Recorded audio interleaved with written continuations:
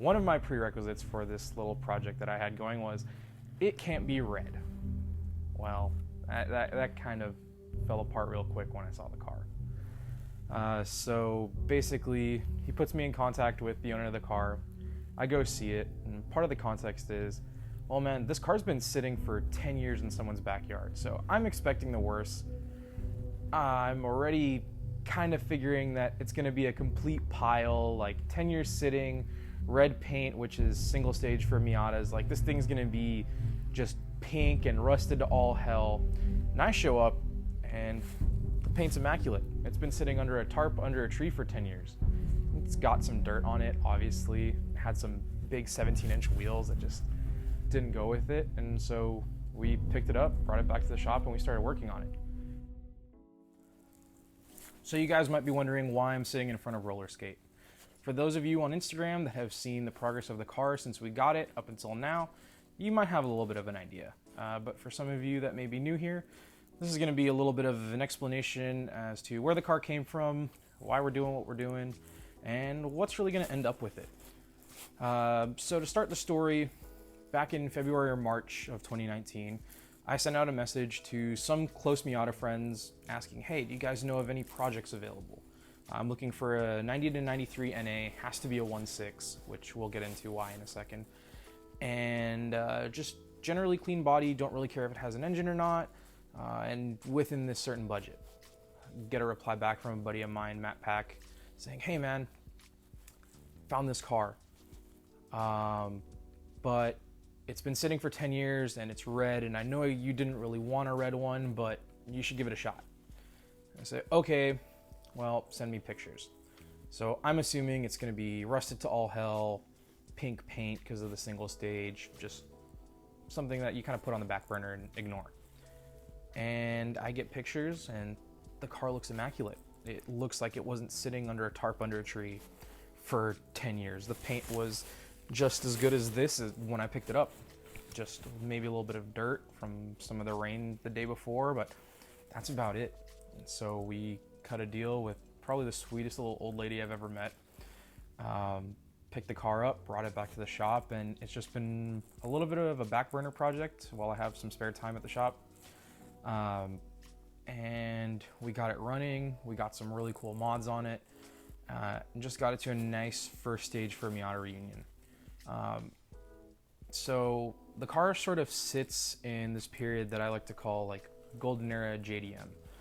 So a lot of people know the golden era of Japan as being that 1990s period before the ricey body kits started taking over, and just what we know as a stereotypical like rice of the 2000s.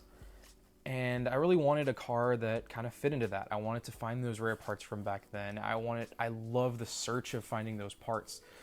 And all my other cars are either from the mid to late 2000s, or they're all the way back from the 70s and early 80s. So I didn't really have this 90s car to do this with, and the Miata became the perfect platform for that.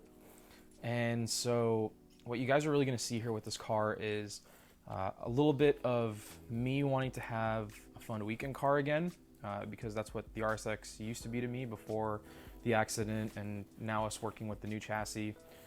And just having a mix between fun weekend car and this awesome build that I hope comes to fruition of a period correct, like 90s golden JDM car.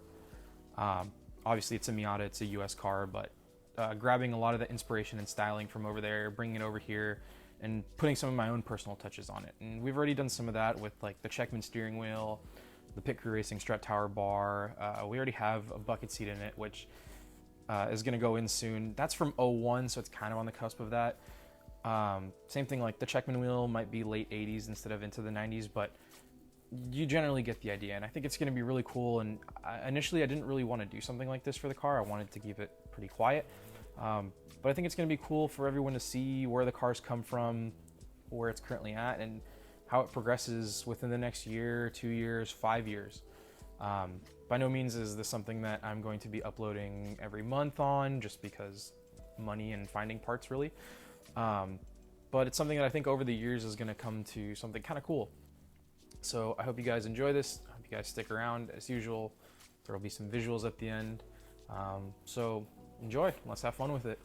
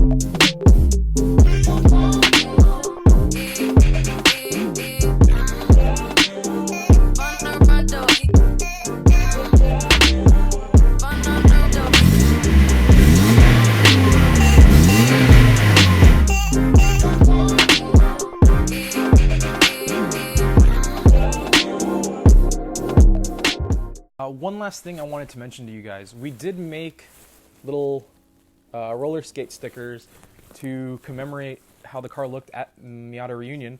So if you want to pick them up, we do have them on the website, burstcraftusa.com. It should be under the Burstcraft section. I know some of you guys really loved your NAs, so feel free to grab some. They are pretty cheap, but they look good. Thank you to Neapolitan for making these. I hope I'm pronouncing your name right.